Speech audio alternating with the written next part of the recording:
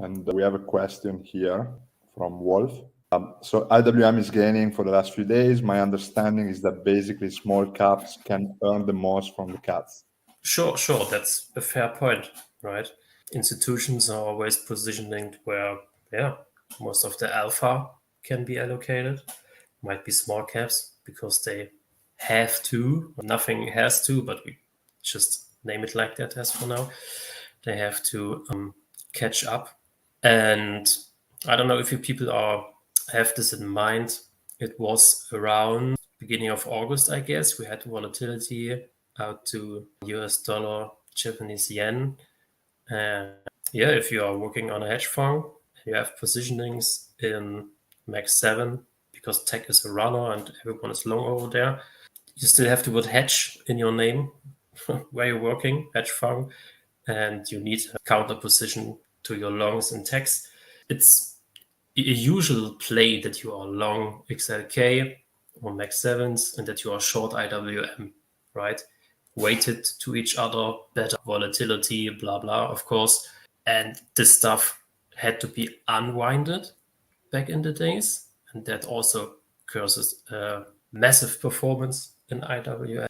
And of course, it depends on the wording, what Jerome will put on the list for tomorrow, what will happen over there. Because if we are jumping now in the topic, what will happen tomorrow in the evening, the wording and the dot plot that's coming out, that's the thing people are watching closely. How does the FOMC is positioned in their opinions of further rate cuts? Will they come in more frequently and faster, or do we keep the pace? Last dot plot was small hawkish, and that's maybe changing tomorrow. Again, we don't know. And just assumptions as for now. And But can that I ask stuff, another- So So maybe like it's worth spending some time. Like everybody's obviously watching the Max 7, Nvidia, Tesla. But what does lower interest rates and maybe lower than what we expect mean for tech companies? let me try to pop up my chart here.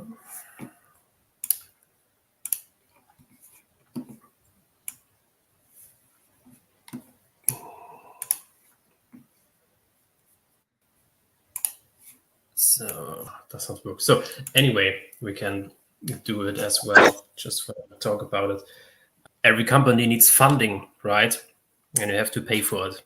But there is a difference if your cash balance is really high and you have a well-managed firm and you make actually money with your business, right?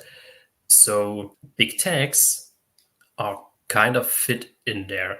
I mean, it's not a big deal if Microsoft needs funding for whatever, that they have to pay 5% or 4.5% interest. So it matters always more for the mentioned small caps, of course. So from my view, for big tech, they are quality firms. They are doing good. Guidance in the last earnings season was kind of okay. We had numbers that are coming in line and more beats. So numbers were more positive than negative. Guidance was a little bit slower, but still growth and still tilted to the upside. So they were doing good. But again, it was a really crowded trade back in the days, back in last year. And I don't know if it will again gain that sort of momentum here, because everyone is aware that the Fed will cut into an economy that is actually still expanding, of course, a little bit lower than 1 year ago. But sure, for them, it's also a bull case, right? There's no theory or no idea that we can say, oh, wow, they cut rates too soon. It's bearish now for tech. That's from my view.